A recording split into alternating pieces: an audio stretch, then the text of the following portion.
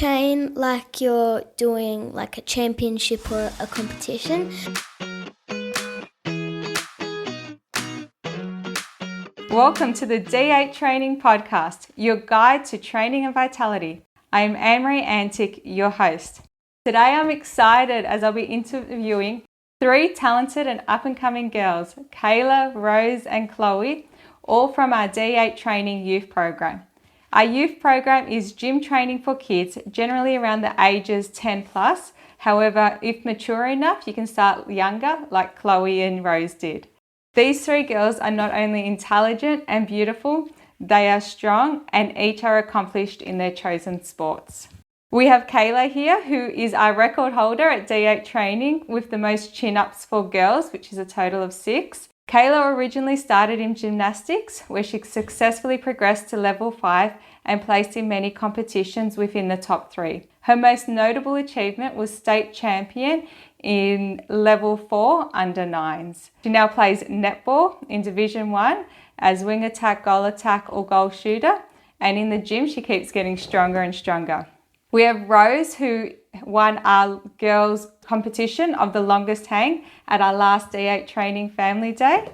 Rose is also national champion in 50 metre and 100 metre backstroke, and she finished second nationally in the 100 metre freestyle.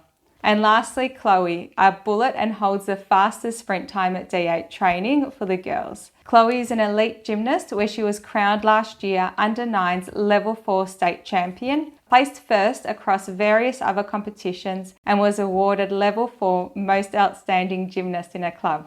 Welcome girls. Are we ready to get started? Yes. All right, let's start with you, Kayla. Now, I know that you can do more chin-ups than most of us adults in the class and probably even more than some of the athletes. That is impressive. How old are you? I'm 10, turning 11. And how long have you been coming to the D8 gym training program? Maybe around a couple months. I started later last year. How are you finding the classes? I love it. It's just whenever I walk in there, it's always a positive mindset and everything's really fun and enjoyable. Glad to hear. Started off with gymnastics and now you've transitioned to netball. Can you share with us a little bit about your journey and what made you make that decision? I started gymnastics when I was younger, 4 years old, and I kept on moving up levels over and over again. When I reached level 4, I got state champion and I was really proud of that. And in level 5, I decided it was time for me to move because everything was just getting a little bit harder, and because I did netball at the same time as that, I couldn't fit everything in. So then I decided to move just to do netball and focus on that, and it was really hard leaving all my friends that I've been friends for with 5 years, 6 years now. I still keep in touch with them, and I think moving to netball was a good decision, and I'm really proud how I moved on from that. Such a young age, that would have been a big decision for you. Yeah, it was. And, you trained a bit in gymnastics, you're doing lots of netball training plus the gym training. How do you balance school, training and other activities? Well, it kind of just fits in perfectly. So I usually go to school, then on Mondays I go to D8, and then it's kind of really packed for me. But in summer netball, we do games on Fridays, but this winter season we're doing games on Saturdays. But because I'm playing 2 netball clubs, I have a game in the morning and a game at lunchtime. So it kind of works really well because luckily the games are not at the same time, which is great. Sounds like you're super organised. And can you share a time that you had a goal for sport and then you were able to achieve it? When I started off in my netball club, I played for a club called Matrix Netball Club, and my first goal was to originally get into the club because it was a hard club to get into. Then I started off in Division 4, which I was really proud of because there was 7 divisions. And then after that, I had a goal to get into Division 1 because I wanted to play with really good girls and I want to learn from them and become a better player. And in summer last season, I got into the Division 1 team and I was playing with amazing kids and I learned so much and I developed so much from winter to summer. Wow, so you were able to move up from each of the divisions to get higher and higher. Yeah, Congratulations. thank you. Now, Rose, not state champion, national champion. So for all of Australia in swimming. Let's start with, how old are you? I am 10 turning 11 soon. How did you start swimming and get into it? I started swimming when I was really young and I really enjoyed it. So I just kept going and set a dream for myself. So you set a dream for yourself, was it? Yeah, to go to nationals. So your dream came true? Hey? Yeah. And how did it come true? I had to win the Sapsaza States to go to nationals and I did that. Congratulations. And I'm sure it was a lot of your hard work as well. Yeah. And how's the gym training at D8 helped you with your swimming? It helped me strengthen like my muscles so I could go faster. What do you enjoy about D8? It's just really fun and enjoyable and everyone's really nice, like encouraging of other people. And then I guess going back to your swimming, what do you enjoy most about swimming? I love the competitions. That's mostly my favourite bit. I would rather choose swimming over dancing because swimming for the competitions and for like the fun. And I know myself with competitions, I'll get nervous or, the competition, the pressure. How do you go about managing your nerves or pressure during the competition? I just go for it and I just hype myself up, have lots of adrenaline. So it's the excitement of it. Yeah. And can you share a memorable moment from your championship winning season? Oh, it was probably at Sapsaza States when I won the record. I was really happy. Everyone was cheering for me, and also at nationals when I won every race. So with the Sapsaza, did you break a record as well? Yeah. Nice. Which record was that? It was a 50-metre backstroke record. And what are your goals with swimming? What do you hope to achieve? I hope to break the Carly McEwen's record for a 100-metre backstroke when I'm 13. I want to beat her record. And what's her record? Pretty sure it's 57 for a 100-metre backstroke, 57 seconds. Thanks, Rose. And let's move to yourself, Chloe. And so, Chloe, gymnastics seems to be your passion and you're getting a lot of achievements with it. How old are you? I'm 9 turning 10. And what is it about gymnastics that you love and you enjoy? I don't know, I just really enjoy like tumbling and like flipping and... What's your favourite apparatus? Well, I kind of like all of them, but my main favourite is floor because I like all the flipping and dancing. Now, I know that you train a lot too. You've got 9 hours a week of gymnastics, plus you do 1 to 2 hours of junior gym. How do you stay motivated? I mean, I mostly think of all of like the benefits from it, and I think that if I work harder, then I'll get a lot better. And do you notice as you work harder, you do get better? Yeah, I do. Like my skills improve and how tight they are and the smoothness of them. Now, I know that you were in the gym before you could walk, watching your dad train. You had your own mini kettlebells and dumbbells, so you started training while you were 0. It was like another playground to you. How do you think gym training has helped you in your gymnastics? Well, I think that lots of the leg stuff have helped me with the vault because it gives me a faster run and then it's easier to get some more power. Maybe the arm things, probably from when I'm doing like flips and stuff to like not bend, so like it helps them keep straight. Nice. So it sounds like there's a lot of benefit there with your gym training. And from your gymnastics, what do you hope to achieve in the future? Well, I do want to go to the Olympics. I love that dream. I reckon you can do it. And do you have a role model that you look up to, another athlete?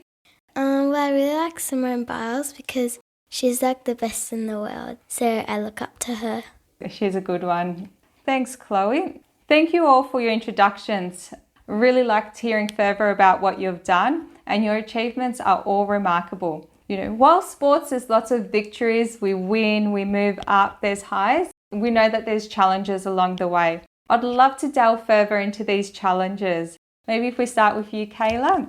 Can you share a time with us when you faced a personal challenge in your sport or training and how you overcame that? One of my challenges recently I've had was I was in the Division 1 team in summer. Then I moved down to Division 2 this winter. And all my other friends got into Division 1 team because this new girl that trialled out got my spot. I was a little bit upset, but I knew I know this season I can still do my best. And for a couple of days, I felt really down because I really thought I was going to get that spot. And when we got the email, I was a little bit upset because the team wasn't as good as we thought it would be, but I think we can deal with it and we can definitely become better.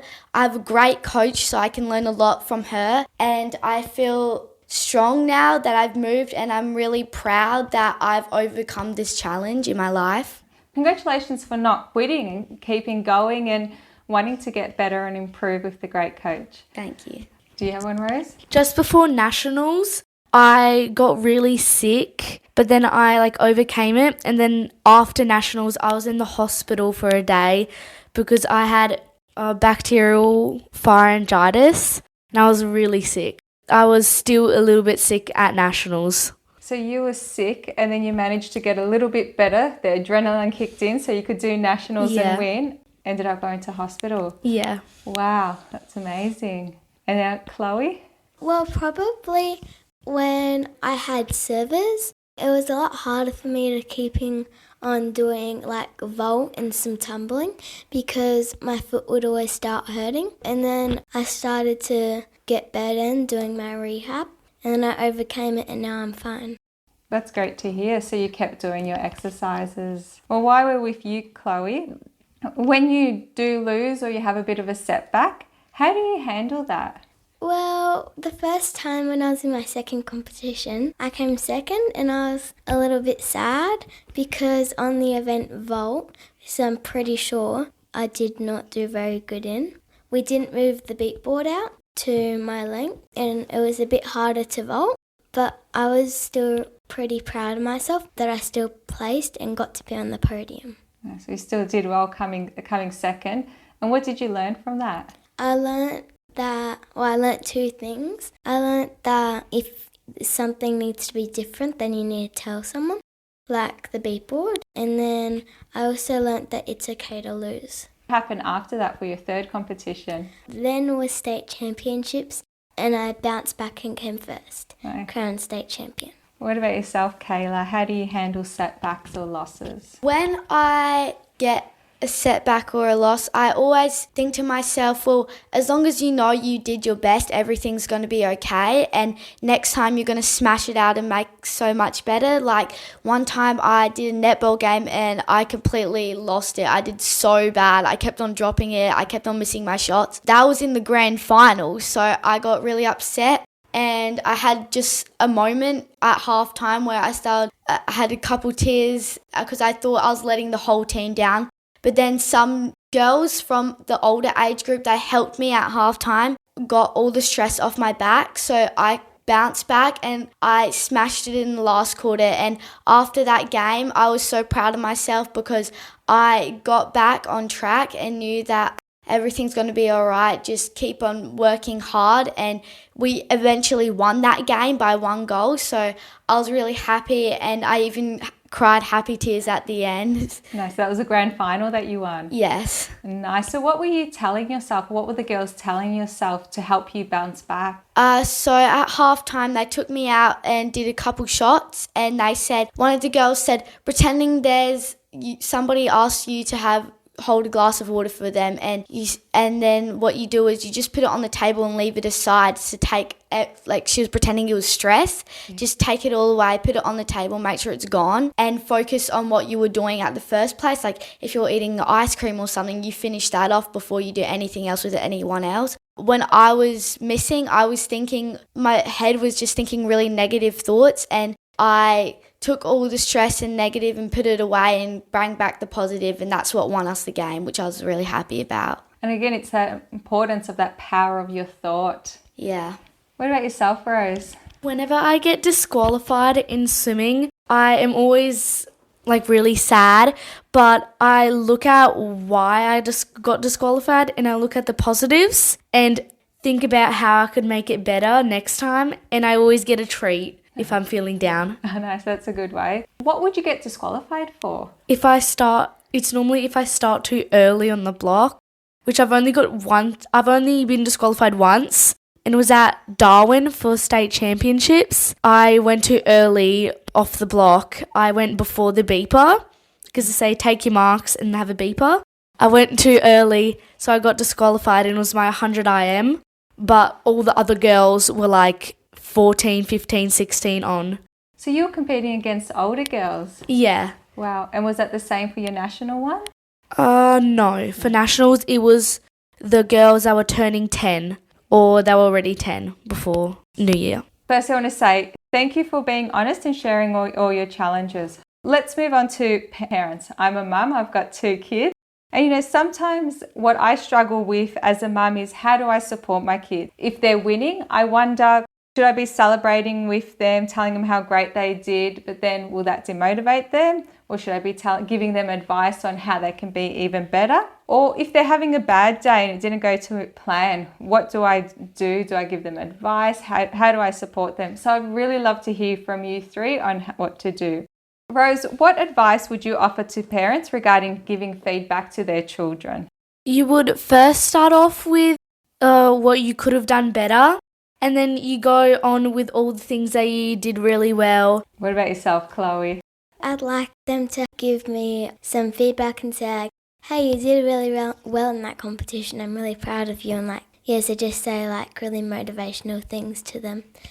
I personally think that if you had bad game or something or a competition or anything, whatever sport you do, the parents should always not just don't say anything negative, just maybe give them advice and tell them all the good things they did, and don't take it on board just a bit negative or something like, oh, hey, you did really bad, that was absolutely terrible, you have to do way better next time. You should more be like, hey, that was not your best game, you could have done more stuff better, but I'm still really happy with the good things you did. I think that's the way parents should approach the situation if somebody did bad. So it sounds almost like be honest and acknowledge that it maybe wasn't their best game there, and then focus on some of the things that they did well and then advise what they can improve on. But first do the improve and then all the positive. Now, let's say you lost, you played really badly, and then you're angry and unhappy about it. What support or feedback do you find most helpful from your parents? If I'm feeling really upset, I find what really helps me is my parents always just give me advice like, hey, you got this, you can keep on moving on. Just make sure, for me, I do netball, so make sure you push up your shots a bit more, or do this when you're trying to lead out for the ball. So that makes me feel a bit better because I know I can still do it, and it really brings up my happiness instead of feeling down again, so that really helps me a lot. Do you like your parents from the sideline when you're playing netball, screaming out and telling you what to do? Yeah, I love it. It's always very motivational. It just makes me feel like I have people who care about me and know that they're there for me when they're cheering on for me. And whenever they scream something out like, hey, move forward, I'll do that because I know I can't see the game from a bird's eye view or something. So because they can see everything from the end of the court to the other end, so I know they can see everything that's going on. So I just follow what they say because they were my coaches last year, so they know what they're doing. What about yourself, Rose? I would want my parents to tell me my compliments and what I did well, but also the things that I didn't do very well, and say that next time you should do this and this. And I would want them to take a video of my competition or my race, and I would actually be able to see what I've been doing wrong. And in swimming, if I'm flicking my arm out or putting my hand in the wrong way, I would be able to see that instead of my parents telling me, and I wouldn't be able to believe them. Would you even want that advice when you're angry or once you've calmed down? I think once I've calmed down, I would have a few deep breaths, and then I would want the advice, not just fully straight away. Thank you. And what about yourself, Chloe? I'd like them to acknowledge everything that I did well. let's just say that I did some really good split leaps in my routine, then I'd want them to tell me that, and then maybe also give me advice on how I could do that better, like in my back handspring if my legs were bent, and be like, okay, maybe next time in your back handspring, straighten your legs. And I'd also like a video, like Rose said, so you could actually see what you need to do better. Well, that's a great tip, the video, for sharing that, and then also the advice once you've calmed down. But it also sounds like it's really important for your parents to actually be there and watching as opposed to not being there. Yeah. There. So thank you. You provided lots of great tips for myself, and I'm sure lots of other parents will be using that for their kids as well. Now, I know there's a lot of kids out there that aspire to, have some of the achievements that you had, whether in the same sports as you or different sports. With that in mind, what's one piece of advice you would offer to other kids regarding training? I would say train like you're doing like a championship or a competition, because if you train really bad and stuff, that's probably what you're going to end up doing. So like always train like you're going to do if you compete or championship or something like that. And that would probably help you be less nervous when you're competing because you're always training at that high level. Yeah. I would say if you're training, always go into training with a good mindset, because once you're in there with a negative mindset, you can train really bad, and that's not going to help you for games or competitions or anything you do. So if you go in there with a good mindset, knowing you can do this and what's in the future for you if you keep on training and keep on getting better, like if you're doing netball or gymnastics or swimming, if you practice, maybe if I keep on doing this and getting better, I might make it to Olympics one day. So you always have to see the positives of what can happen when you train well. Great advice. Like Kayla said, always think that you're training for the Olympics, and always think that the training is a race, and always go into training with a growth mindset. And if you have like a really hard set, like sometimes I do with like 7/200s of backstroke, I think negatively, and then I think of what can benefit me of doing that and strengthen my muscles to train that hard.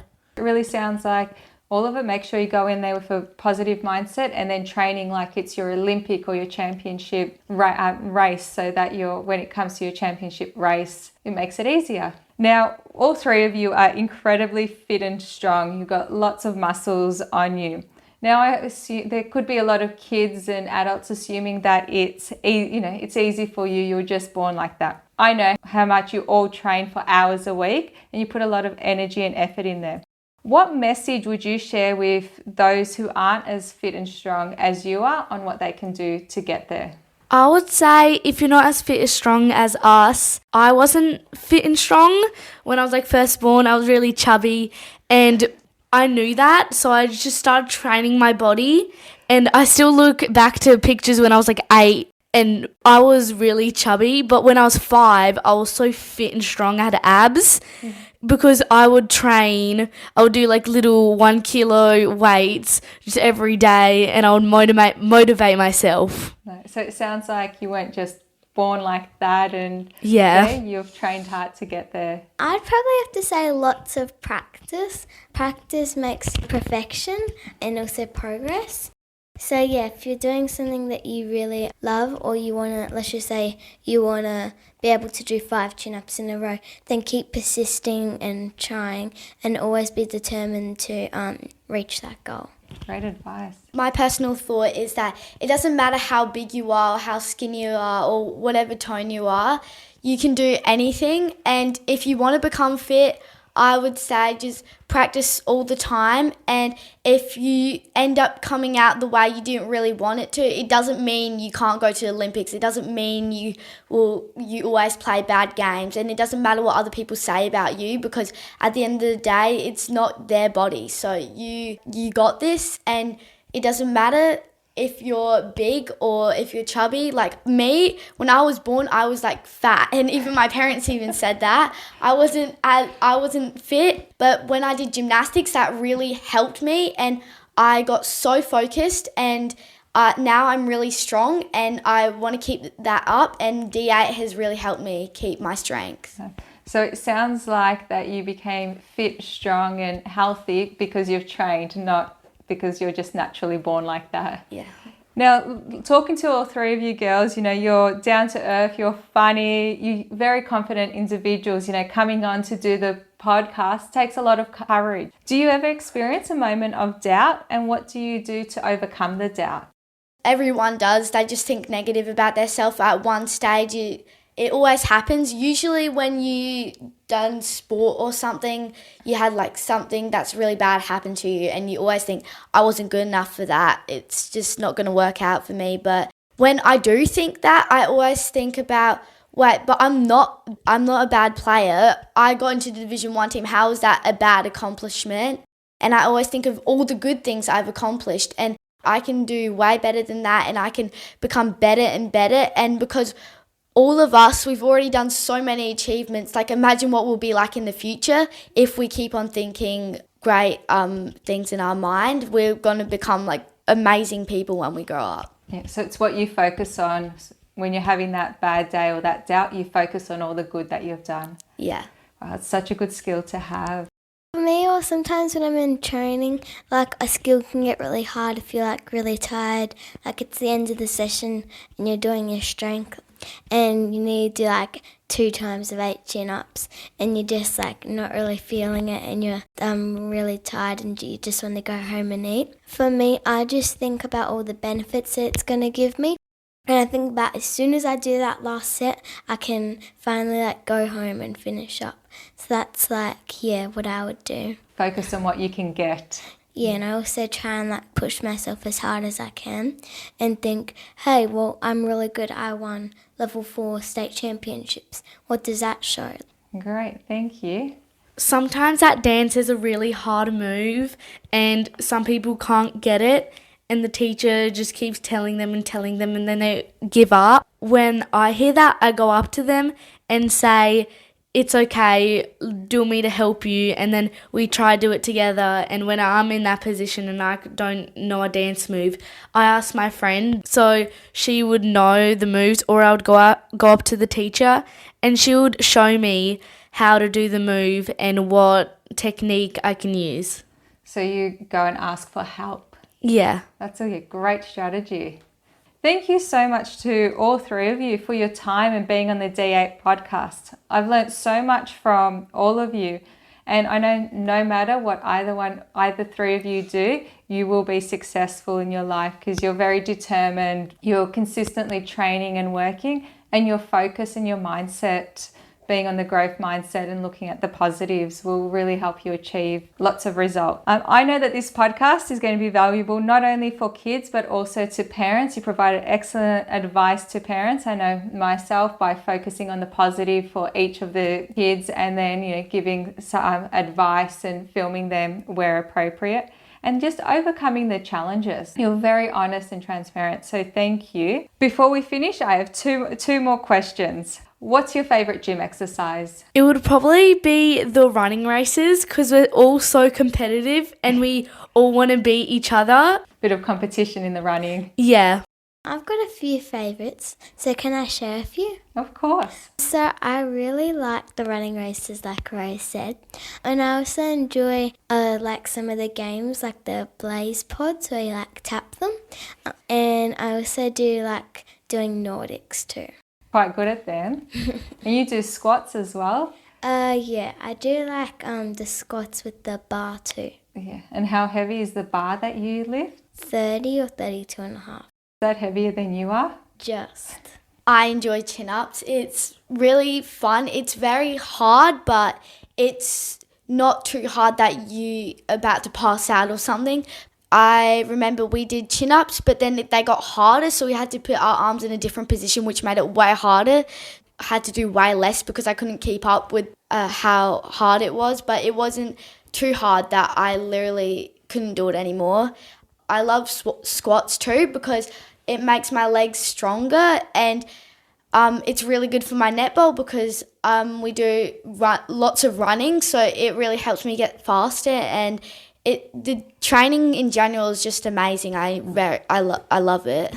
And I've seen you do chin-ups with weights on, where you put extra weight and then do chin-ups. Yeah, that one's a bit harder. So there's chains that you put around your neck to make it's trying to pull you down kind of, but you still have to do it. It's harder, and I like when I get a bit of a challenge. It's always really fun for me. And lucky last question, what does dominate mean to you? For me, it means you got this and keep on continuing with what you're doing because you're doing well at it, and just make sure you focus. And if you focus, you become better, and you become better and better and better. And next thing you know it, you're 21 and you've won for your whole country, which is everything every sportswoman or sportsman wants to achieve. It'd be an amazing achievement. To me, well, I've had two things. So obviously being the daughter of the gym is, I think, in previous things, I think in some of his signs it says dominate the competition. So based off of that, I think it means try and like do really well and like persist and like try and beat your own scores and stuff. So like, yeah, that's what kind of dominate means to me. I think that dominate means to be the best that you can and try dominate yourself and your records and your times, and also sometimes if you want to be competitive, to dominate other people. Yes, we all love a bit of competition. Yeah. Thanks again, girls. I look forward to seeing all three of you on the gym floor. To all our listeners, thank you for tuning in and listening to the show. If you want to hear more about our junior gym program, you can visit our website d8training.com.au or on Instagram and Facebook at D8Training. Please share and subscribe to our podcast. Your support will help us grow and continue to bring such valuable content to you and others. Until next time, dominate your life.